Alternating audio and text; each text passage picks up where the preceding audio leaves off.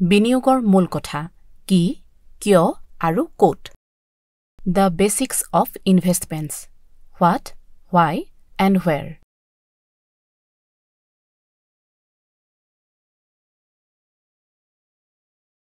মেহেক আৰু প্ৰিয়াৰ বিষয়ে জানো আহক। দুয়োৰে দৰমহা একেই, কিন্তু টকাৰ ক্ষেত্ৰত তেওঁলোকৰ জীৱন প্ৰণালী বহুত বেলেগ। মেহেকে সদায় বন্ধু-বান্ধৱীৰ পৰা ধন ধাৰে লৈ তাইৰ খৰচ চম্ভালি থাকে। তাইৰ দৰমহাৰ সামান্য অংশ জমা কৰিবলৈ টান হয়। আনহাতে প্ৰিয়া বেলেগ।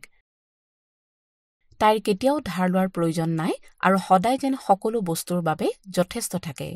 সেয়া বজাৰ কৰাই হওক, বাহিৰলৈ যোৱাই হওক, আনকি ভৱিষ্যতৰ লক্ষ্যৰ বাবে সঞ্চয় কৰাই হওক।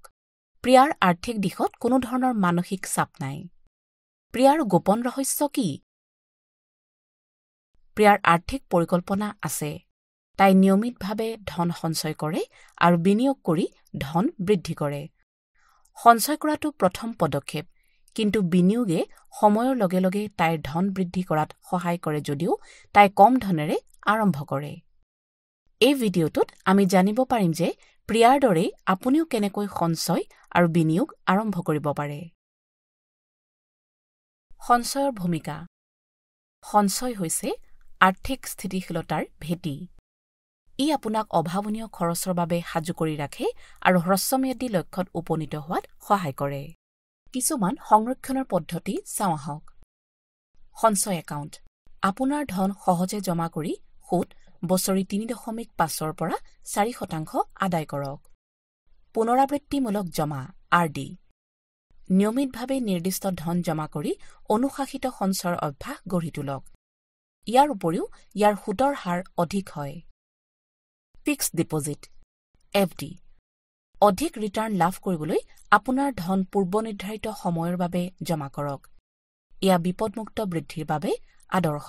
কিন্তু আমি দেখা পাইছো, সময়ৰ লগে লগে আমি কিনা বস্তু যেনে গেলামাল বা কাপোৰৰ দাম বাঢ়ি যায়। ইয়াক মুদ্ৰাস্ফীতি বোলা হয়। যদি আপোনাৰ ধন এই খৰচতকৈ বেছি দ্ৰুতগতিত বৃদ্ধি নহয়, তেন্তে ভৱিষ্যতে ইয়াৰ মূল্য কম হোৱা যেন লাগে। মুদ্ৰাস্ফীতিৰ ফলত ধনৰ ক্ৰয় ক্ষমতা হ্ৰাস পায়। যদি আপোনাৰ ধন মুদ্ৰাস্ফীতিৰ হাৰৰ তুলনাত বেছি দ্ৰুতগতিত বৃদ্ধি নহয়, তেন্তে ইয়াৰ বিমুদ্ৰাকৰণ হ'ব। কেৱল সঞ্চয়ে হয়তো আপোনাক মুদ্ৰাস্ফীতিৰ পৰা ৰক্ষা কৰিব নোৱাৰে। সেইবাবেই আপুনি আপোনাৰ ধনক বিবেচনাপূৰ্ণভাৱে বিনিয়োগ কৰি কামত লগাব লাগিব। বিনিয়োগ কিয়? বিনিয়োগে সময়ৰ লগে লগে আপোনাৰ ধন বৃদ্ধি কৰে, প্ৰায়ে মুদ্ৰাস্ফীতিৰ হাৰক পৰাস্ত কৰে। ঠিক গছ ৰোপণৰ দৰেই ধৈৰ্য আৰু যত্ন ল'লে ই ডাঙৰ হৈ ফল দিয়ে।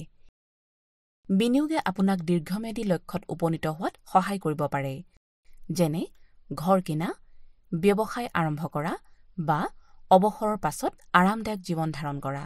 প্ৰথমবাৰৰ বিনিয়োগকাৰীৰ বাবে কৌশল: বিনিয়োগ কৰাটো বিধ্বস্ত যেন লাগিব পাৰে, কিন্তু ইয়াক কেনেকৈ সহজ কৰি তুলিব পাৰি? সৰুকৈ আৰম্ভ কৰক। আপুনি কম পৰিমাণৰ পৰা আৰম্ভ কৰক। মিউচুৱেল ফাণ্ডত এটা পদ্ধতিগত বিনিয়োগ পৰিকল্পনা আৰম্ভ কৰাৰ এক উত্তম উপায়। বৈচিত্ৰতা: বিপদ কম কৰিবলৈ বিভিন্ন ধৰণৰ বিনিয়োগত আপোনাৰ ধন বিয়পাই দিয়ক। ক্ষতিৰ জ্ঞান: সকলো বিনিয়োগে কিছু পৰিমাণে বিপদ বহন কৰে। প্ৰতিশ্ৰুতি দিয়াৰ আগতে সেইবোৰৰ বিষয়ে জানি লওক। মূল কথাত লক্ষ্য কৰক। মিউচুৱেল ফাণ্ড বা সোণৰ দৰে নিৰাপদ বিকল্প নবীনসকলৰ বাবে ভাল। শিকাৰু, গৱেষণা কৰক বা উচিত সিদ্ধান্ত ল'বলৈ পৰামৰ্শ লওক। কল্পনা কৰকচোন যে আপুনি ভৱিষ্যতৰ পৰিকল্পনা কৰিছে আৰু আপোনাৰ ধন নিয়ন্ত্ৰণত আছে বুলি জানি আপুনি কিমান মানসিক চাপমুক্ত অনুভৱ কৰিব। এতিয়া বিনিয়োগকাৰীৰ বিকল্পৰ বিষয়ে জানো আহক। আপোনাৰ ধন সম্পত্তি বৃদ্ধিৰ কিছুমান জনপ্ৰিয় উপায় আগবঢ়োৱা হ'ল। মিউচুৱেল ফাণ্ড: আপোনাৰ ধন আন বিনিয়োগকাৰীৰ সৈতে একত্ৰিত কৰক আৰু এজন পেছাদাৰীক ইয়াক পৰিচালনা কৰিবলৈ দিয়ক। পদ্ধতিগত বিনিয়োগ পৰিকল্পনাৰ সহায়ত আপুনি সৰুকৈ আৰম্ভ কৰিব পাৰে আৰু অবিৰতভাৱে সম্পদ গঢ়ি তুলিব পাৰে। ষ্টক: শ্বেয়াৰ কিনিলে আপুনি কোম্পানী এটাৰ অংশস্বত্বাধিকাৰী হৈ পৰে। ইহঁতে উচ্চ সম্ভাৱ্য ৰিটাৰ্ণ প্ৰদান কৰিলেও ইয়াৰ সৈতে অধিক বিপদ থাকে। সোণ: অৰ্থনৈতিক অনিশ্চয়তাৰ সময়ত এক নিৰ্ভৰযোগ্য পছন্দ, সোণৰ মূল্য সময়ৰ লগে লগে বৃদ্ধি পোৱাৰ প্ৰৱণতা থাকে। Real estate. যদিও ইয়াৰ বাবে যথেষ্ট মূলধনৰ প্ৰয়োজন হয়, ৰিয়েল এষ্টেটে দীৰ্ঘম্যাদী লাভ অতি উত্তমভাৱে দিব পাৰে। আপোনাৰ ভৱিষ্যতৰ সিদ্ধান্ত লওক।